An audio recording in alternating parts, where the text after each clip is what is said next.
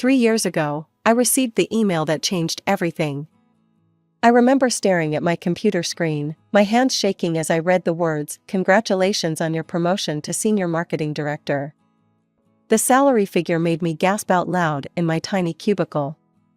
It was nearly double what I had been making. My name is Rachel, and until that promotion, I'd been scraping by like most people my age, paying off student loans, sharing an apartment with a roommate, and carefully budgeting for occasional dinners out with friends. I grew up in a middle-class family in Ohio with my parents, Tom and Linda, and my older sister Kate, who's married to David. They have 2 kids, Emma and Jack. I called my mom immediately after getting the news. That weekend at my parents' modest 2-story home where I grew up, the atmosphere was electric. Kate and David were already there when I arrived, their kids running around the backyard. Over Mom's homemade lasagna and garlic bread, we talked about my new role and the projects I'd be handling. My family seemed genuinely happy for me, and it felt good. Really good. "You know," my mom said, refilling everyone's wine glasses, "I've been thinking about hosting a proper Thanksgiving this year. Not just us, but inviting your Uncle Jim and Aunt Barbara too. Maybe even Cousin Steve and his family." "That sounds great, Mom," I said, taking a sip of wine. "The only thing is," she continued, her voice taking on a slightly hesitant tone, "with all the extra people, I wanted to make something special. That prime rib recipe I saw in my cooking magazine. But it's pretty expensive, and with the special cheeses for the appetizers." She didn't finish the sentence, but she didn't need to. I immediately understood what she was getting at. "How much do you need?" I asked. "Oh, just about $250 should cover the extra special ingredients," she said, looking relieved that I had caught on so quickly.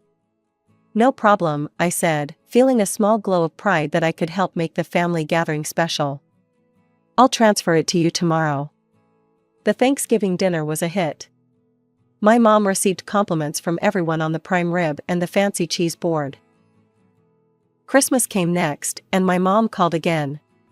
"Rachel, honey, I want to do something special for Christmas dinner this year. I found these amazing recipes."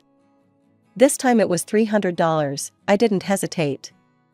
For Easter, it was $350 for a special ham and artisanal chocolates for the kids.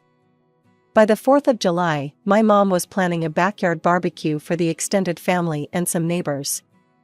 By Thanksgiving that year, something had shifted. My mom didn't call to ask anymore.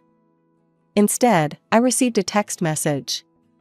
"Hi honey, planning Thanksgiving dinner. Need $800 transferred by Friday, love you." I paused when I saw the amount, but then shrugged and made the transfer. At the dinner, I noticed something else new. The food wasn't all homemade anymore. There were gourmet dishes from a local restaurant mixed in with my mom's cooking.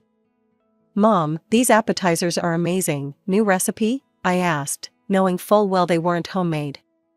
"Oh, I ordered those from that new place downtown. Nobody has time to make everything from scratch anymore," she said with a wave of her hand. "Besides, they do it better than I ever could." As winter turned to spring and then summer again, my parents' gatherings grew more elaborate. The guest lists expanded, the food became more expensive, and my mom cooked less and less. The texts about money became more frequent and more direct. By the time the following Thanksgiving approached, I had grown used to these demands, though they sometimes left me with a sinking feeling in my stomach. I had bought a new car and moved into a nicer apartment by myself, but between those expenses and my family's frequent celebrations, my savings weren't growing as quickly as they should have been with my new salary. 3 weeks before Thanksgiving, I drove to my parents' house for dinner. Kate, David, and their kids were already there when I arrived. After hugs and catching up, we sat down to eat. "So," my mom said, serving the store-bought mashed potatoes, "for Thanksgiving this year, we're going all out. I want to invite the whole family, Uncle Jim and Aunt Barbara, all the cousins, even Great Aunt Mildred." "Sounds nice," I said, helping myself to green beans. "Kate and I have been planning the menu," Mom continued. "We're going to order everything from that new upscale catering place. They do a beautiful presentation. We've calculated all the expenses, Kate added. It's going to be about $3,000 total. I nearly choked on my green beans.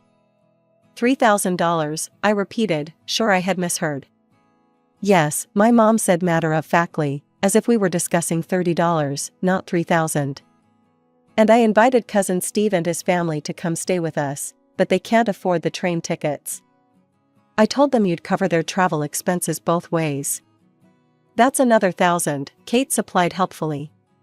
So $4,000 total, my mom concluded, smiling at me as if she'd just asked me to pick up milk on the way home. I'm not paying $4,000 for Thanksgiving, I said, my voice coming out stronger than I expected. The looks of shock around the table might have been comical if they weren't directed at me.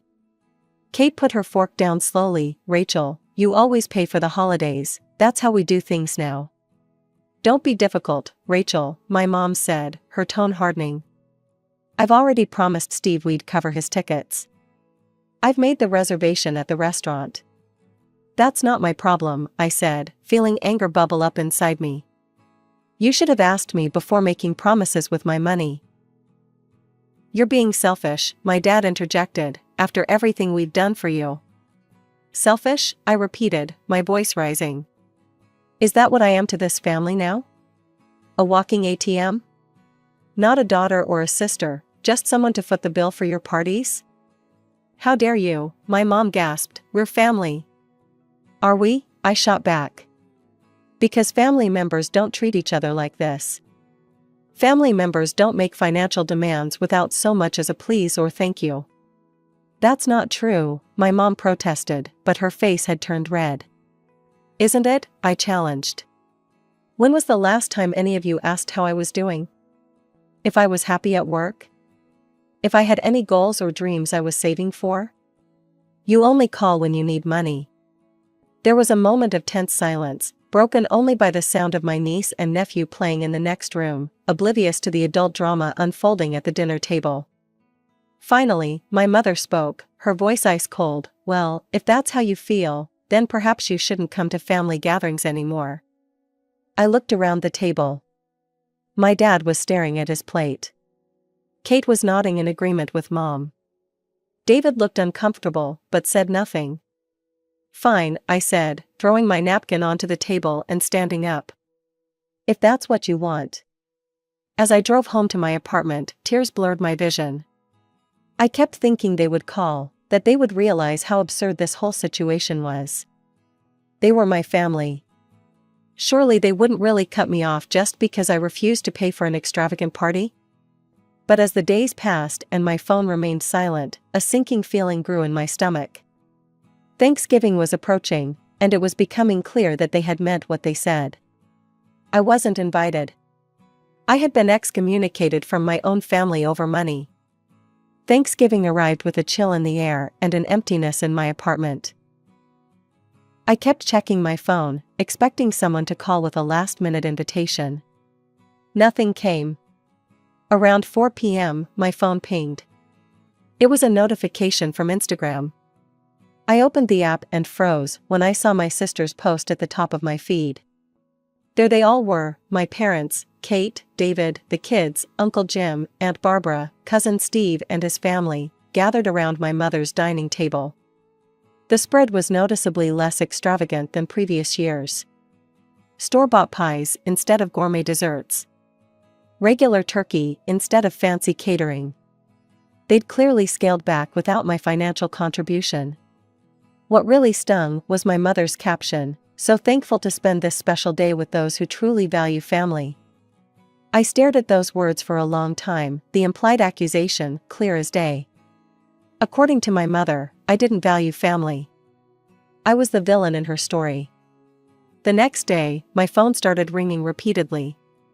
First Uncle Jim, then Aunt Barbara, then Cousin Steve.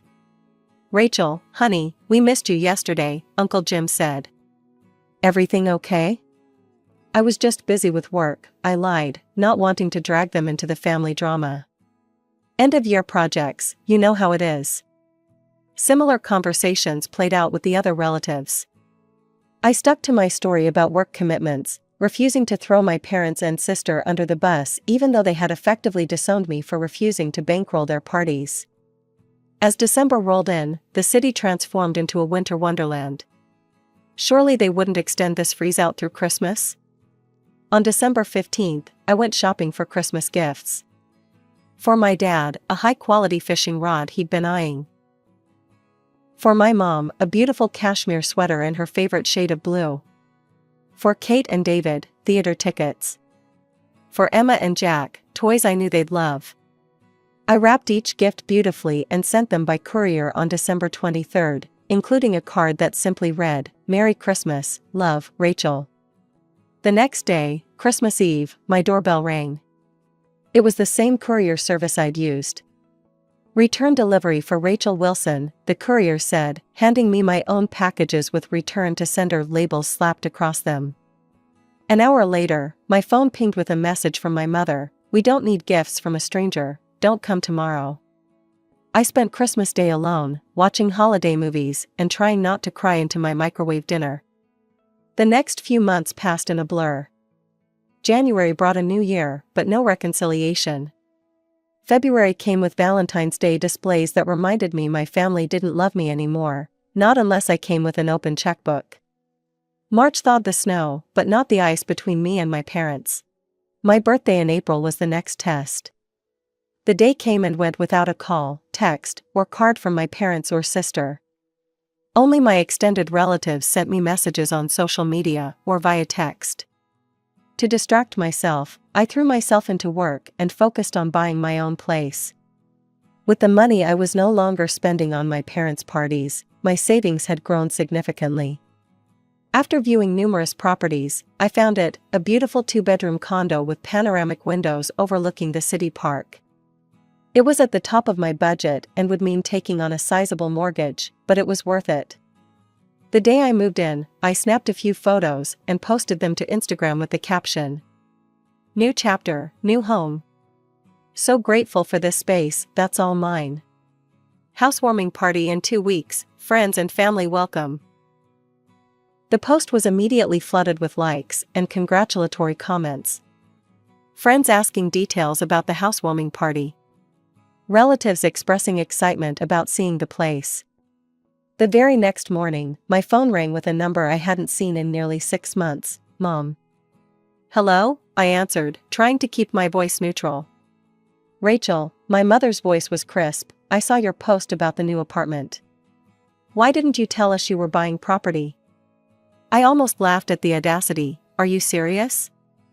You haven't spoken to me in 6 months, you returned my Christmas gifts, you called me a stranger. And you're upset I didn't consult you about my real estate decisions?" "Don't be dramatic, Rachel," she said dismissively. That was all just nonsense. Water under the bridge. "It wasn't nonsense to me," I said, my voice hardening. "You cut me out of the family because I wouldn't pay for your party." "That's ancient history," she said. "Your father, sister, and I will come by this weekend to see the new place." It wasn't a request.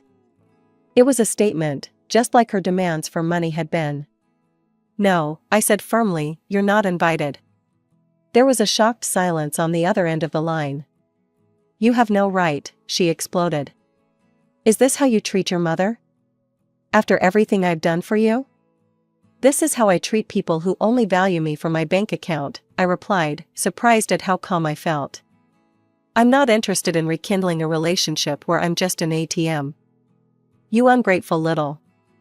I hung up before she could finish the sentence. The 2 weeks leading up to my housewarming party flew by. I spent my evenings unpacking boxes and transforming the condo into my home.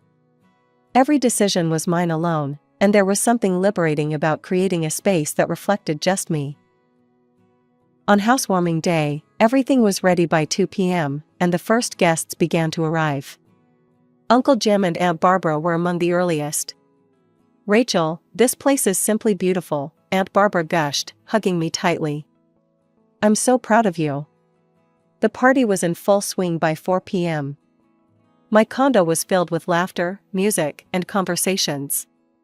I was in the kitchen refilling the ice bucket when the doorbell rang.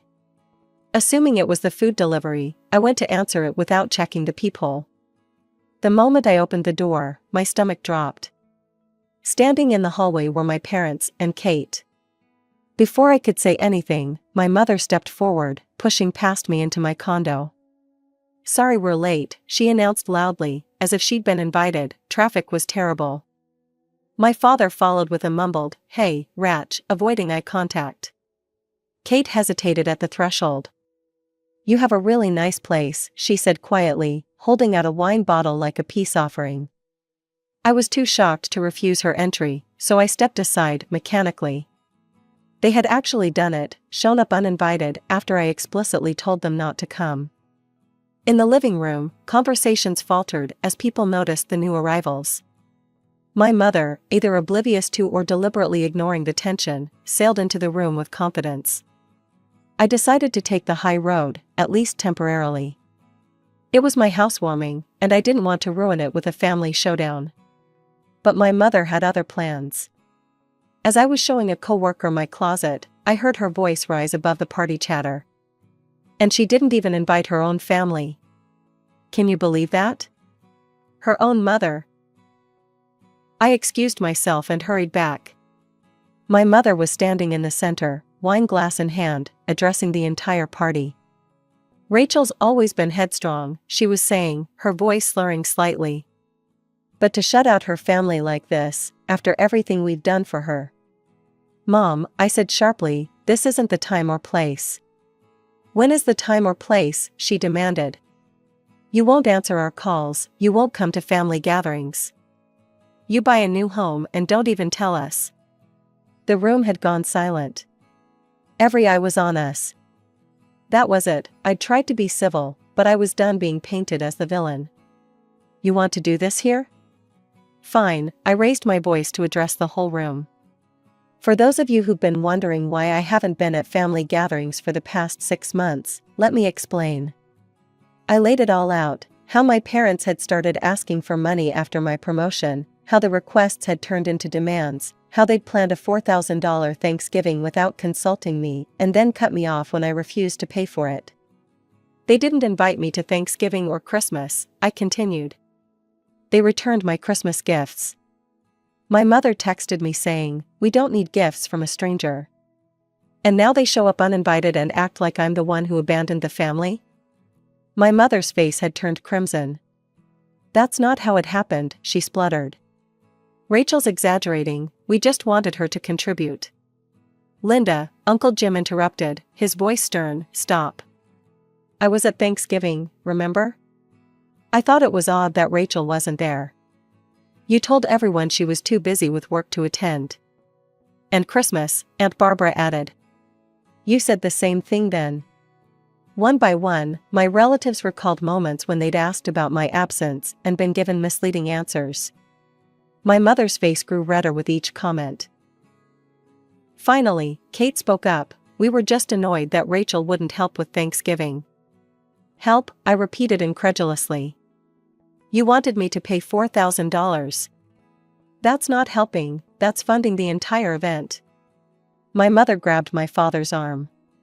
"We're leaving, I won't stand here and be humiliated in front of everyone." "You did that to yourself, Mom," I said quietly. Without another word, they left my condo. After they left, the party atmosphere was subdued. Uncle Jim came over and put his arm around my shoulders. "I'm sorry about that, Rachel. I had no idea things had gotten so bad." "It's not your fault," I said, suddenly feeling exhausted. "Still, families shouldn't treat each other that way," he said firmly. By 8 p.m., most guests had left. My friends Sarah and Megan stayed to help clean up. "Well," Sarah said as she gathered empty cups, "that was certainly a memorable housewarming." I laughed despite myself, not exactly how I pictured it.